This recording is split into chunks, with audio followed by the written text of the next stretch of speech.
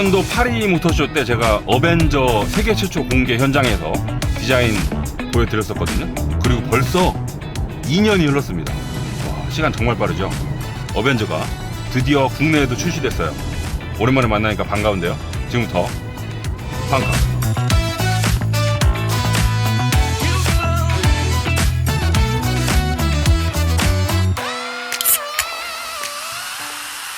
(22년도에) 파리에서 이 어벤져를 처음 봤을 때도 정말 예뻤거든요.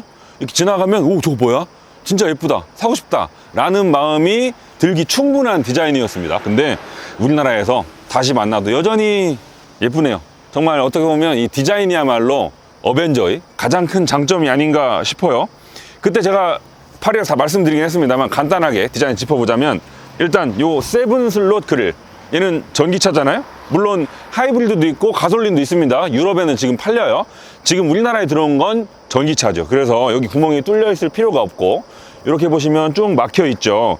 그 브로셔 보니까 여기 들어가는 이 막혀 있는 부분, 여기 다양한 패턴도 옵션으로 집어넣을 수 있고요. 테두리도 색깔을 바꿀 수 있더라고요. 이 어벤져의 디자인에서 가장 강조하고 있는 게 뭐냐면, 저속 운행할 때 외부 손상으로부터 이 피해를 최소화시킬 수 있다. 요 점을 상당히 밀고 있거든요. 여기 이렇게 쓱 뭐 이렇게 되게 좁은 주차장 들어가다가 여기를 살짝 긁혔어. 그러면 차체가 아니고 플라스틱이 먼저 닿게끔 이렇게 플라스틱이 가장 바깥으로 튀어나와 있다 라는 얘기가 있었고요. 또 헤드램프조차도 쾅 했을 때 여기까지 충격이 들어오기 전 이만큼만 손상이 되고, 헤드램프는 망가지지 않게끔 안으로 집어넣었다라는 얘기도 있었습니다. 자, 그 다음 차체 하단부도 마찬가지죠. 요거 찍혀도 별로 표시 나지 않는 소재고요.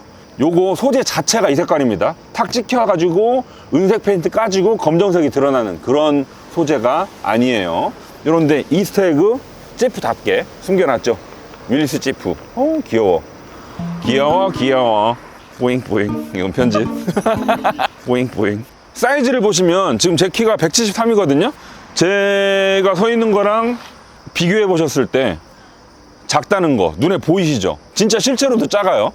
그 EV3보다도 작고요. 베뉴보다도 별로 차이 안 나고요. 정말 작은 차입니다. 다른 차들은 특히 소형차의 경우에 작은 점을 상당히 감추려고 하거든요. 커 보이려고 해. 근데 지프는 아까 상품 설명할 때 들어봐도 그렇고 작다는 점을 오히려 강점으로 내세우더라고요. 이 도심도 사실 어떻게 보면 정글이잖아요. 아스팔트 정글. 이 정글에서 운전하기 쉽다. 운전 연령이 짧아도 운용하기 쉽다. 이런 점들을 상당히 강조하고 있습니다. 작아서 되게 귀여운 것도 있고요. 자, 아까 말씀드렸던 플라스틱 커버, 휠하우스까지 쭉 넘어와 있고요. 휠은 18인치입니다. 뭐 차가 작아서 18인치 그렇게 큰 사이즈의 휠이 아닙니다만 그렇게 없어 보이지 않죠? 뭐 어떻게 보면 차 크기 대비 적당한 인치수로 보여집니다. 스포크 부분, 여기도 파란색 컬러로 바꿀 수 있는 옵션이 있더라고요. 전기차다움을 더 드러낼 수 있겠죠? 우리나라에 들어오는 어벤져는 트림이 두 개입니다. 론지튜드랑 알티튜드. 지금 제 뒤에 서 있는 시승차는 상위 트림인 알티튜드예요. 알티튜드는 지금 보시는 것처럼 투톤 컬러를 적용할 수 있거든요. 그러면 그렇지 않아도 작은 차인데 이렇게 옆에서 봤을 때 시선이 여기에 머무르죠. 작은 차인데 더 낮고 스포티해 보여. 그 와중에 C필러는 되게 두껍게 마치 날개처럼 이렇게 집어넣었죠. 어벤져뿐만 아니고 많은 소형 SUV들이 투톤 집어넣고 C필러 두껍게 하고 이런 터치들을 가져가고 있습니다. 얘도 마찬가지고요. 앞에서 말씀드렸던 부분, 이 사이드 스커트에서도 똑같이 유지되고 있습니다. 우리가 문을 열었을 때 여기 뭔가 장애물이 있으면 지금 옆에서 이렇게 보면 가장 많이 튀어나와 있는 부분이 여기예요. 그럼 문을 열었을 때 여기가 닫겠죠. 혹시 콩 하더라도. 그러면 여기 아야 하는 것보다 여기 아야 하는 게 훨씬 더 덜 차한테는 아프니까 그런 거 배려했다. 그리고 시선이 이렇게 쭉 가다가 여기 뭔가 걸리적거리는 거 없게끔 보다 스포티해 보이게끔 뒷문 도어 핸들도 여기로 바꿨고요. 사실 수입차가요, 그 배로 왕창 실어와가지고 팔아야 되다 보니까 컬러를 고를 수 있는 그 폭이 상당히 좁거든요, 국산차 대비. 근데 어벤져는 다양한 컬러를 상당히 자랑하고 있습니다. 다 이름이 자연이에요. 볼케이노, 레이크, 스노우, 선 뭐 이런 식입니다. 얘는 레이크. 상당히 독특하죠, 이 컬러. 노란색은 국산차 중에서도 있었던 것 같죠. 아마 옛날에 셀토스 같은 게 커뮤니케이션 컬러로 밀었었던 것 같은데 얘는 그동안 잘 못 봤던 컬러 같습니다. 아까 제가 앞에서 말씀 안 드린 게 있어요. 접근각 20도. 이탈각 32도, 그 다음 그라운드 클리어런스 최저지상고 200mm입니다. 요걸 보시면 상당히 작은 차긴 한데 그래도 찌푸다운 비율을 가지고 있다고 볼 수 있죠. 찌푸인데 오프로드 못 가면 말이 안 돼. 페라리인데 느린 거랑 똑같은 거예요. 그래서 접근각, 이탈각, 최저지상고를 상당히 많이 확보했다. 오프로드 가시더라도 차체 하부가 닿을 일이 별로 없다. 리어램프가 또 디자인 포인트 중에 하나입니다. 클리어 타입 커버에다가 X자 광원을 그려 넣었어요. X자. 어벤져 말고도 다른 찌프에서도 똑같이 볼 수 있는 모양이거든요. 왜 그 예전에 우리가 흔히 말하는 찝차 뒤에 달려있는 보조 연료통을 보시면 X자로 이렇게 통이 파져 있잖아요. 그게 제리캔이래요. 그 캔에서 영감받은 X자 그래픽이 그려져 있고요. 깜빡이도 상당히 독특하게 들어오더라고요. 이 X자가 깜빡깜빡해요. 그리고 깜빡할 때 소리도 독특합니다. 뒷범퍼도 마찬가지입니다. 지금 가장 바깥으로 튀어나와 있는 부분이 차체가 아니고 플라스틱이죠. 쓱 긁혀도 이렇게 문대문대하고 그냥 가면 되고요. 마음이 아프겠죠? 전동 트렁크가 들어갔어요. 사실 요 급에서는 전동이 빠졌어도 뭐 그렇게 불만 아니거든요. 전동 트렁크 들어간 점 땡큐. 트렁크 용량이요, 차가 작은 만큼 막 넓다고는 사실 말씀 못 드리겠어요. 그 다음에 바닥을 빼면 밑에 추가 수납 공간이 숨어 있고요. 그렇게 깊진 않거든요. 여기는 펑처 수리킷 같은 거 들어있고, 지금 우리나라에 먼저 들어온 거는 전기차 버전이잖아요. 나중에는 지금 유럽에 팔리고 있는 4x2 앞에 엔진 뒤에 모터 들어가 있는 구성도 수입될 예정이라고 하는데, 아마 걔는 뒤쪽에 모터나 뭐 관련 부품들 들어가면 요 추가 수납 공간이 조금 줄지 않을까 짐작됩니다. 그건 나중에 확인해 봐야 될 것 같고요. 운전석도요, 밖에서 봤었던 것처럼 되게 일단 시각적으로는 예뻐요.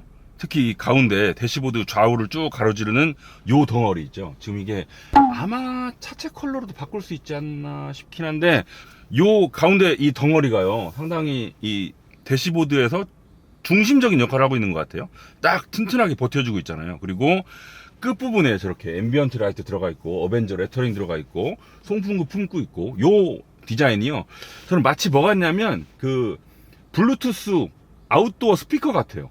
그리고 계기판 10.25인치, 10.25인치 와이드 타입으로 들어가 있고요. 요즘 찌프가요, 스텔란티스 그룹에 속해 있잖아요. 푸조도, 시트로행도, DS도, 찌프도 전부 스텔란티스 그룹에 속해 있다 보니까 지금 이 어벤져의 구석구석을 보시면 푸조에서 봤던 부속들이 여럿 보입니다. 지금 메뉴 같은 것도 푸조랑 상당히 비슷한 느낌이 많이 나고요. 심지어 폰트도 그렇고, 또 요런데 버튼, 이거 다 푸조에서 그대로 가져온 거거든요. 또 오버헤드 콘솔도 푸조랑 똑같죠. 푸조 느낌이 곳곳에 나긴 하는데 전체적으로는 그걸 상당히 감추려고 많이 노력했다. 또 강조하고 있는 거 바로 수납 공간이죠. 지금 여기도 쭉 수납 공간, 여기도 수납 공간, 여기 수납 공간, 여기도 수납 공간, 앞쪽에 포켓 있고, 이렇게 곳곳에 수납 공간이 많이 숨겨져 있는 점도 작은 차에서 상당히 고마운 요소죠. 제가 파리에서 봤을 때는 이 가운데 수납 공간을 덮을 수 있는 덮개가 있었거든요. 그 마치 아이패드 케이스 같은 둘둘둘 말아서 덮을 수 있는 게 있었는데 지금 얘는 없잖아요. 그 덮개는 아까 여쭤보니까 옵션으로 판매할 예정이라고 합니다. 상당히 깊고요. 안쪽에 무선 충전 패드 있고요. 타입 A 하나, C 하나, USB 포트 2개 있고요. 12V 단자 있고요. PRND 변속 버튼이 바로 위에 자리하고 있습니다. 나머지는 크게 말씀드릴 게 없거든요. 뭐 옵션이 막 현대기아차처럼 왕창 들어가 있지는 않아서 그 정도인데, 저는 여기서 조금 아쉬운 게요, 소재가 조금 많이 안 좋아요. 보세요. 여기 대시보드 상단도 딱딱한 플라스틱, 여기 앞문 최상단도 딱딱한 플라스틱, 또 가운데 수납 공간 안에도 고무 매트 같은 거 전혀 깔아놓지 않았고요. 2열 혹은 이 허리 아래쪽은 그렇다고 쳐도 운전석 윗부분은 우레탄 코팅이라도 해가지고 그래도 좀 이거보다는 고급스러운 소재를 쓰기 마련이거늘 얘는 그냥 생 딱딱한 플라스틱이 너무 많이 보입니다. 그건 말씀드리지 않을 수가 없네요. 소재가 가장 큰 단점. 자, 2열로 넘어왔는데요, 공간이 이 정도, 그 다음에 눕힌 주먹 요 정도입니다. 우리나라 분들이 사실 공간에 대한 욕구가 상당히 강하거든요, 우리나라 소비자분들이. 그래서 작은 차를 사면서도 너무 좁아 라고 하시잖아요. 작은 차니까 당연히 좁은 건데 작은 차임에도 넓은 차를 원해. 그런 점에서 봤을 때 어벤져의 2열은 많은 분들이 고개를 이렇게 저으실 것 같아요. 이런 좁긴 합니다. 아까 밖에서도 원래 작은 차라고 말씀드렸잖아요. 그래서 2열도 이 정도예요. 이걸 어떻게 말씀드려? 이 정도. 2열을 엄청 많이 쓴다, 짐 많이 싣는다, 뒤에 사람 많이 태운다, 그러면 차라리 어벤져 말고 다른 걸 사시는 게 나을 것 같습니다. 나는 2열 뭐 가끔 사람 태우고 디자인이 훨씬 중요해 이러면 상관없고요. 없는 게 또 있습니다. 지금 여기 2열 도어 포켓 없고요. 그 자리에 스피커가 자리하고 있습니다. 또 가운데 암레스트가 없습니다. 암레스트 없는 차가 내가 최근에 본 적이 있나? 2열 송풍구 없고요. USB 포트 타입 C 하나 있고요. 지금 6대4로 접히거든요. 4 부분을 내리시면 이렇게 내려오고요. 트렁크 바닥이랑 각도를 봤을 때 요 정도 각도가 조금 있긴 있네요. 완전 풀플랫은 아니에요. 자, 오프로드라고 하기에는 좀 뭐하고요. 그냥 아주 간단한 인도 시골길 정도에 들어섰습니다. 방금 그 진행하시는 분이 주행 모드를 샌드로 바꿔보래요. 자, 샌드로 바꿨습니다. 사실 뭐 샌드 모드의 기능을 제대로 써먹어봐라 까지는 아닌 것 같고, 저희 어벤져는 다른 소형 전기차들과 달리 오프로드 기능을 따로 마련해뒀습니다. 지프는 이걸 셀렉터 레인이라고 부릅니다. 역시 지프라서 좀 다르죠? 이런 걸 좀 어필하려고 일부러 시승 코스도 잠깐 한번 비포장길로 빼고 주행 모드도 써봐라 라고 하는 것 같아요. 어우, 승차감이 꽤 말랑말랑하죠. 길이 뭐 그래도 울퉁불퉁 하잖아요. 그런데 막 엄청 우당탕탕 거리진 않아요. 여기는 그냥 시골길, 시멘트로 포장해 놓은 길인데 이렇게 쭉 갈 때 전기차답네요. 보통 전기차들이 이렇거든요.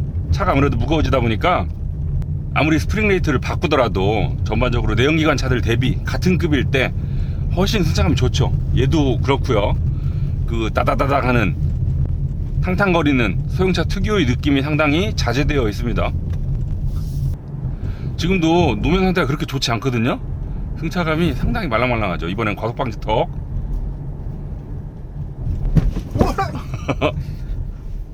자, 지금도 다시 여러분 재밌는 게요, 이 어벤져가 푸조랑 같이 스텔란티스 그룹에 속해 있고, 사실 따지고 보면 E208 혹은 E2008의 지프 버전이라고 봐도 막 큰 무리는 없거든요. 그래서 승차감도 비슷합니다. 우리가 가지고 있는 푸조의 승차감이라고 하면 이런 느낌이거든요. 요즘 손 모양 조심해야 되지. 제가 가지고 있는 푸조의 승차감은 이런 느낌이거든요. 기본적으로 상당히 말랑말랑해요. 그래서 충격이 딱 넘어오면 어느 정도 찌그러질 때까지는 서스펜션이 쑥쑥 들어갑니다. 상당히 편한 느낌을 주죠. 그러다가 또 와인딩 가면 그런 말랑말랑함 대비 또 마지막에 가서는, 그러니까 어느 정도 찌그러진 다음에는 잘 버텨줘서 운전 재미까지 있는 게 바로 푸조의 하체 느낌이거든요. 푸조를 타고 와인딩 가면 딱 차랑 춤추는 느낌이거든요. 뭐 운전대 꺾으면 당연히 롤링 있는 거지 뭐 당연히 기울어지는 거야 라고 하다가 어느 수준에서는 또 지켜야 될 건 지켜내는 하체, 이게 푸조의 느낌인데 지금 어벤져도 비슷한 느낌 같아요. 오늘 시승 시간이 되게 짧아서 뭐 제가 확정 지을 수는 없습니다만 푸조 느낌이 상당히 많이 나는 하체네요. 여러분 지금 그냥 일반적인 국도를 달리는 중인데 그렇게 조용한 느낌까지는 아닙니다. 특히 노면 소음이요, 생각보다 조금 넘어오네요. 어벤져는 전륜구동입니다. 앞쪽에만 모터 하나 들어있는 구성이에요. 156마력에 27.5kgm죠. 그렇게 무겁지 않기 때문에 출력이 뭐 그렇게 대단하지 않더라도 지금처럼 꼭 밟으면 딱 제 표정입니다. 이런 느낌. 그냥 일반적인 그 싱글 모터 구성의 전기차 딱 그 느낌. 아까 저희 오프로드 들어갔을 때 샌드 모드가 있었잖아요. 같은 버튼을 위로 이렇게 딸깍딸깍 하시면 주행 모드가 스포츠, 노멀, 에코, 그 다음에 이제 오프로드 구성, 샌드, 머드, 눈길, 이렇게 총 6가지로 구성이 되어 있습니다. 재밌는 게요, 방금처럼 제가 노멀에서 가속 페달을 꾹 밟으면 이렇게 나가요. 근데 주행 모드를 스포츠로 바꾸잖아요. 그리고 똑같이 꾹 밟아보면 차이가 있는 것 같은, 잠깐만, 노멀에서 꾹, 스포츠에서 꾹, 주행 모드를요, 방금처럼 노멀에서 놓고 꾹 밟으면 방금 제가 말씀드렸던 그 정도 가속이거든요. 근데 이게 좀 부족하다, 그나마라도 잘 튀어나갔으면 좋겠다 싶을 땐 스포츠로 바꾸시면 됩니다. 왜냐면 지금 이 어벤져에 들어가 있는 모터가 156마력이잖아요. 이 156마력이 모두 상관없이 항상 나오는 게 아닙니다. 물론 뭐 이건 제 짐작인데요, 가속 페달 끝까지 밟으면 킥다운 스위치가 있거든요. 제일 마지막에 딸깍 하고 걸려요. 킥다운 스위치를 누르면 그때는 아마 모두 상관없이 156마력이 다 나오겠습니다만, 그 전까지는요, 이 모터의 출력을 다 써먹지 않습니다. 스포츠일 때가 100% 나오고요, 노멀일 때가 80%, 에코일 때는 60%의 출력만 쓰도록 설정되어 있대요. 내연기관차였다면 뭐 변속기의 반응이나 그 실린더에 연료 뿌려주는 정도 같은 걸 조절해서 가속 페달 조작에 따른 민감도를 바꾸겠으나, 얘는 변속기도 없고 감속기 밖에 없잖아요. 그러니 전자적으로 이렇게 모터의 출력을 모두 따라 달리하는 거겠죠.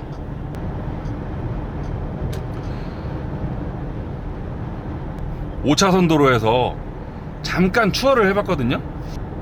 156마력, 요즘 기준으로 보면 300, 400, 500마력대를 너무 쉽게 볼 수 있는 시대여서 되게 보잘것없는 것 같잖아요, 느낌상.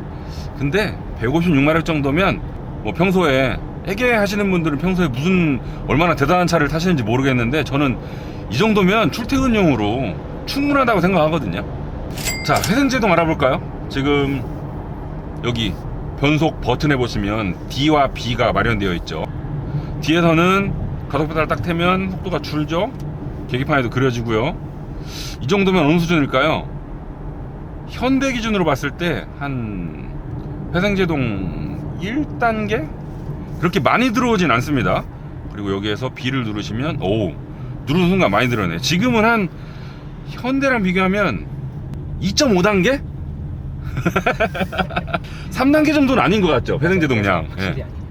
그리고 현대처럼 운전대 뒤에 뭐 패드를 통해 플러스 마이너스로 그 회생제동 단계를 조절하는 기능은 없습니다. 그냥 D, B 정도만 있어요.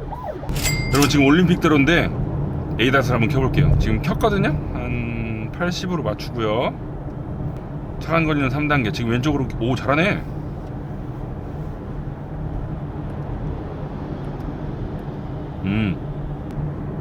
여기도 할 수 있을까? 지프도 그렇고요, 푸조도 그렇고요, 같은 시대에 팔리던 경쟁 모델들보다 에이다스 기능이 그렇게 좋진 않았어요. 조금씩 부족했었거든요. 근데 요즘 세상 에이다스라는 게 이제 레벨 2에 머무른 지 상당히 오랜 시간이 지났잖아요. 그래서 이제는 지프도 푸조도 다 상향 평준화 됐습니다. 지금 얘도 그냥 업계 평균 수준, 뭐 우리가 생각하는 에이다스 기능이 있죠. 어댑티브 크루즈 컨트롤, 뭐 차선 중앙 유지, 긴급 제동 보조, 이런 거, 후측방 모니터링, 이런 거 다 들어가 있습니다. 지금도 앞차가 속도를 줄여서 제가 브레이크를 밟았잖아요. 페달이요, 쑥 꺼집니다. 제가 최근에 탄 차들 다 통틀어서 가장 쑥 꺼지는 것 같아요. 어떻게 보면 브레이크 페달 담력도요, 서스펜션이랑 비슷하달까? 쑥 꺼지고 나중에 잡히고. 아마 처음에 어벤져를 타시면 이 감속 느낌, 페달 담력에 조금 적은 시간이 필요할지도 모르겠어요. 주행거리는 환경부 기준으로 292km를 인증받았거든요. 요즘 현대기아 전기차 나오는 거 보면 기본 400, 500이잖아요. 그런 걸 봤을 때 아쉽죠. 근데 또 막상 타고 다녀보면 지금 얘만 해도 WLTP 기준으로는 400을 찍었으니까 아마 우리나라에서 에어컨 켜고 혹은 겨울에 히터 켜고 달려도 300 중반? 그 정도까지는 아마 별 무리가 없을 것 같아요. 어벤져를 시승하면서 고민이 참 많이 됐거든요. 최근에 기아에서 EV3를 내놨잖아요. 걔랑 비교해보면 차 크기도 그렇고요. 장르도 비슷하죠. 소형 SUV. 그리고 배터리 용량, EV3가 높고 주행거리도 그렇고 출력도 그렇고 공간도 그렇고 여러모로 봤을 때 EV3가 스펙상 우세인 건 사실입니다. 근데 또 어벤져를 타보면 일단 디자인, 어벤져만의 개성이 있거든요. 저는 제 주변에 제 친구들 차 고를 때 정말 꼭 시승해보라 라고 권하곤 하는데 그냥 예쁘면 사는 사람이 의외로 많거든요. 그런 분들 이 어벤져 꽂히면 아마 충분히 구입하실 수 있을 만큼 예쁜 것 같고요. 또 수입 전기 소형차랑 비교해보면 미니 쿠퍼 SE가 있죠. 걔랑 비교해보면 또 얘는 오프로드 모드도 있고 아까 말씀드린 것처럼 최저지상도 높고 어벤져를 포함해서 대부분의 전기차들이 배터리를 차체 하단에 낮고 넓게 깔아놓잖아요. 그래서 그 아래에서 올라오는 충격에 취약합니다.